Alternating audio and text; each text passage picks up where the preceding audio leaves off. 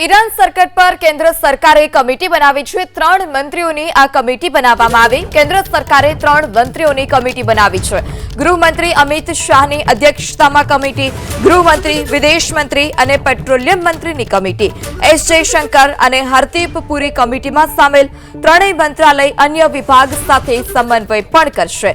ત્યારે ઈરાન સંકટ પર કેન્દ્ર સરકાર કે જેઓએ કમિટી બનાવી છે, જેમાં એસ જયશંકર અને હરદીપ પુરી પણ આ કમિટીમાં સામેલ છે। ત્રણેય મંત્રાલય કે જે અન્ય વિભાગ સાથે સમન્વય કરશે। તો એલપીજી સંકટ પર સરકાર લોકસભામાં જવાબ આપશે। નેતા વિપક્ષ રાહુલ ગાંધી 4:30 આ મુદ્દો ઉઠાવશે। વિપક્ષના સવાલ પર સરકાર સંસદમાં જવાબ આપશે। ત્યારે એલપીજી સંકટ પર સરકાર કે જેઓ લોકસભામાં જવાબ આપશે। નેતા વિપક્ષ રાહુલ ગાંધી કે જેઓ 4:30 વાગે આ મુદ્દો ઉઠાવશે લોકસભામાં અને આ વિપક્ષના સવાલ પર જ સરકાર કે જે સંસદમાં જવાબ આપશે।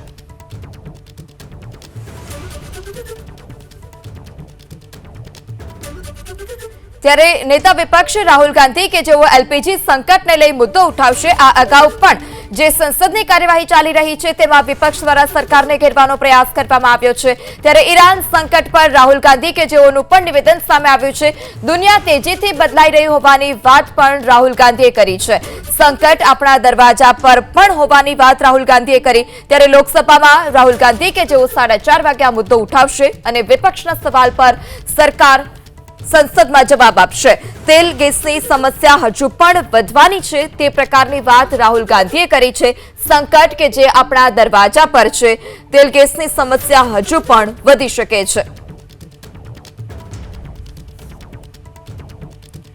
ત્યારે ઈરાન સંકટ પર રાહુલ ગાંધી કે જેઓનું નિવેદન પણ સામે આવ્યું છે। ઈરાન સંકટ પર કેન્દ્ર સરકારે કમિટી બનાવી।